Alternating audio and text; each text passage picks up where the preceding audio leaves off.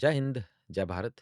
WhatsApp के group में एक टॉपिक चल रहा था कुछ दिनों से और इस पर मैं बोलता भी रहता हूँ, लेकिन कभी ऑनलाइन चैनल पर हमने कुछ बातें इस पर नहीं की हैं और कभी राजनीति का जो भी मसला रहा है कहीं भी, उसमें टाँग नहीं अड़ाई है। लेकिन जब स्पोर्ट्स का मैटर आता है, तो उसमें बात करनी थोड़ी ज़रूरी हो जाती है।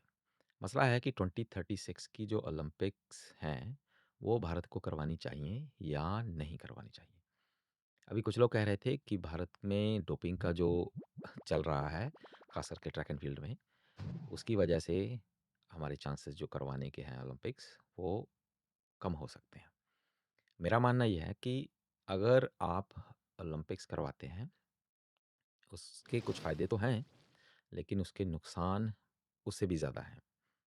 ऐसा नहीं है कि हम स्पोर्ट्स को पसंद नहीं करते हैं, ख़ास करके ट्रैक एंड फ़ील्ड की कोचिंग करवाता हूँ, आपको सभी को पता है इस चीज़ के बारे में, जो भी चैनल देखते हैं।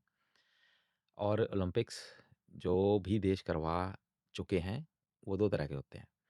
एक तो होते हैं राजा किस्म के, जिनके पास पैसा है, लूटा हुआ, या जो देश बिल्कुल मेहनती देश हैं, बहुत ज़्यादा जापान जैसे, वो।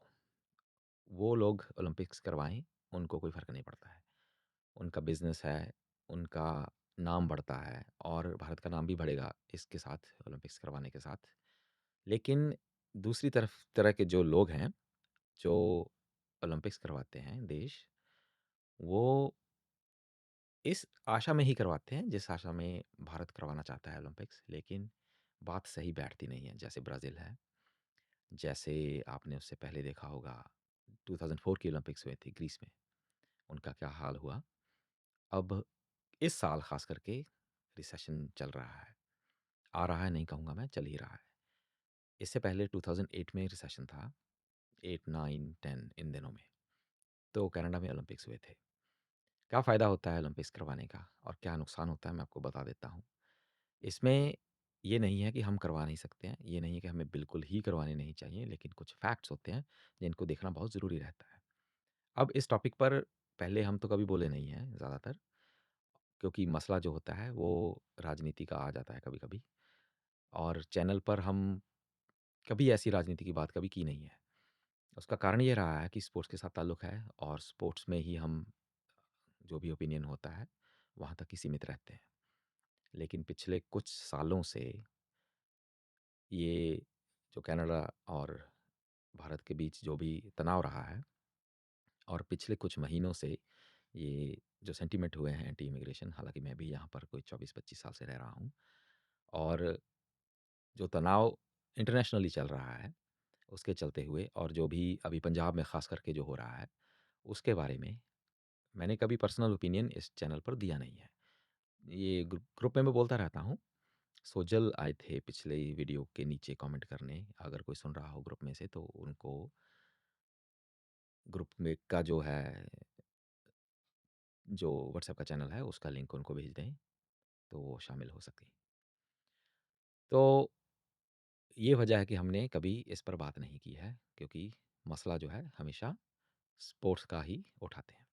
हो सकता है आने वाले समय में थोड़ा इसको चेंज करें, क्योंकि जिस हिसाब से हम इनएक्टिव रहे हैं चैनल्स पर और ज़्यादा एक्टिविटी जो सिर्फ ट्रेनिंग पर ही ध्यान दिया है, तो आने वाले समय में अगर अगर हम अपना ओपिनियन नहीं रख पाएंगे, तो बहुत सी चीज़ें हैं जो हम करना चाहते हैं, ग्रुप के लोग भी करना चाहते हैं।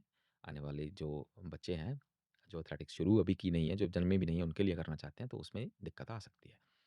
क्या बात है सबसे पहली कि हमें ओलंपिक्स क्यों करवाने चाहिए?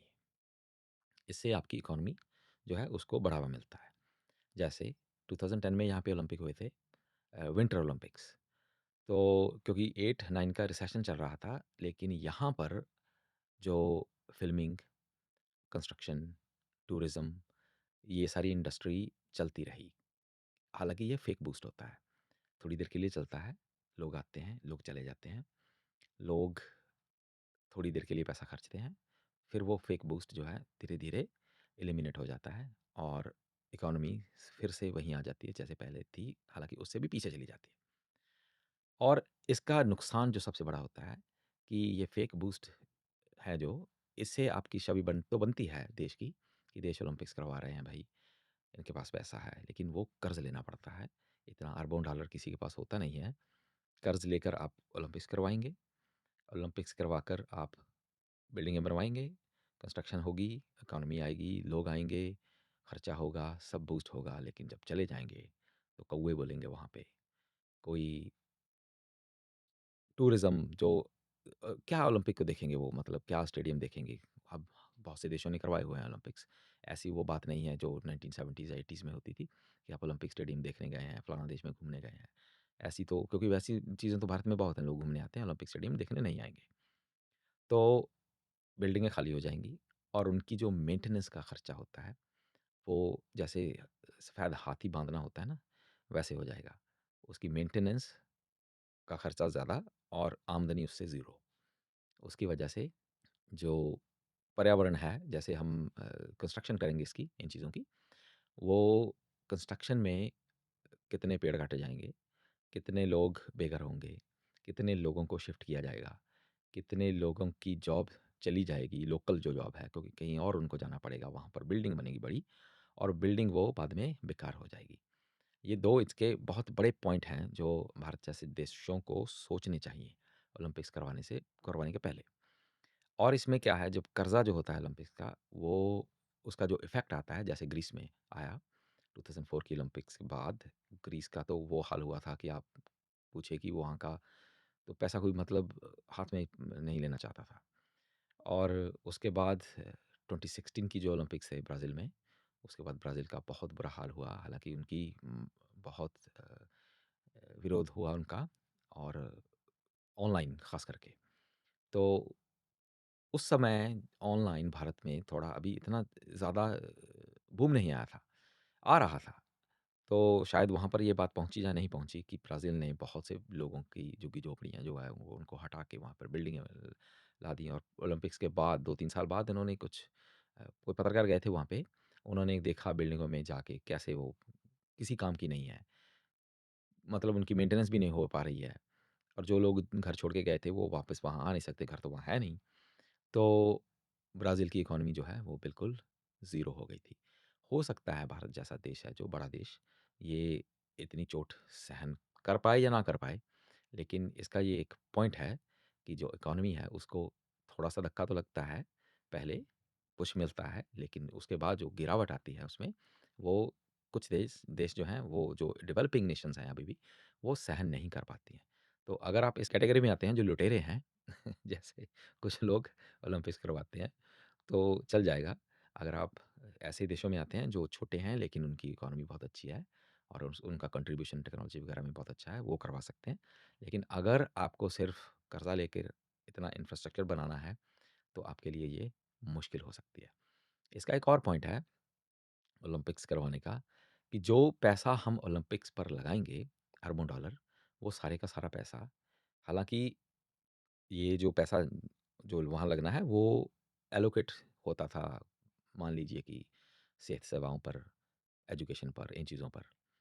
ना भी हो तो ये जो पैसा है वो जो ग्राउंड लेवल पर इनको इंफ्रास्ट्रक्चर चाहिए, जैसे गाँव में कोई ट्रैक बन जाए, गाँव में कोई फुटबॉल का ग्राउंड बन जाए, क्रिकेट के अलावा भी कुछ चीज़ें बन जाएँ, वहाँ पर लगने वाला पैसा जो है वो सिर्फ़ ओलंपिक्स में फ़ोकस हो जाएगा, और वहाँ की डेवलपमेंट जो है पहले तो है ही नहीं, तो वो जो होनी भी थी वो भी रुक जाएगी। तीसरा इसमें है कि एक इंसिडेंट हुआ था, अगर आपको पता हो, 2010 की जो कॉमनवेल्थ थी, उसमें एक बहुत बड़ा घपला हुआ था।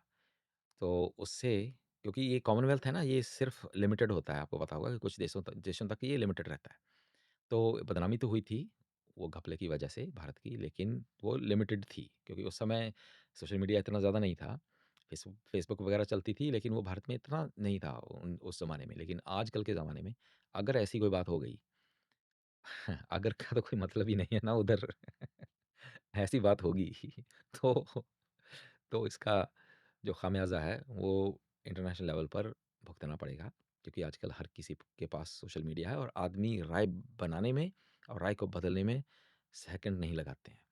वही देखिए कि ये साल शुरू होने से पहले क्या-क्या कहा जाता था, विश्व गुरु हैं, ये है, वो है, और अभी साल का मिडल के बाद कैसे तस्वीर बदलती है। कैसे कुछ देश हैं जो हमें पसंद नहीं करते हैं, वो अपना एजेंडा पेश करते हैं जाकर और कुछ सब्ज़ बाग इनको दिखाते हैं, हमारे जो पड़ोसी हैं यहाँ पर और वो फिर बोलते हैं भारत के खिलाफ और नुकसान पहुँचाने की कोशिश कर रहे हैं। तो ये हैं कुछ पॉइंट्स कि हमें ओलंपिक्स मेरे ख़्याल से नहीं कराने चाहिए। अगर आपको लग रहा है कि ओलंपिक्स करवाने चाहिए तो नीचे कमेंट करके ज़रूर बता दें। मैं पूरे कमेंट में से जाऊँगा उनके बीच में देखूँगा कि शायद मैंने कुछ मिस कर दिया है, कि आपको लग रहा है कि हमें ओलंपिक्स करवाने से कुछ फ़ायदा हो सकता है, कुछ खेल-कूद में कुछ बच्चे जो हैं उनको एनकरेजमेंट मिल सकती है। तो ज़रूर मैं इसको कंसिडर करूँगा और दोबारा से वीडियो बना लेंगे, अगर मेरा ओपिनियन इस पे चेंज होगा। लेकिन अभी तक मेरा ओपिनियन ये है, हालाँकि कोच होने के बावजूद ये ब मैं चाहता हूँ कि जो पैसा है वो डेवलपमेंट पर लगाया जाए, ना कि ओलंपिक्स करवाने में। ओलंपिक्स तो हो ही जाएँगे, 2028 के हो जाएँगे, 32 और 36 से कोई और भी करवा देगा। वहाँ पर आप अपनी तैयारी करके पार्टिसिपेट करें और डेवलपमेंट पर अच्छे से ध्यान दें। अगर आपका ओपिनियन इसके खिलाफ है तो भी कमेंट करके नीचे ज़रूर बता दें। जय हिंद, जय भारत।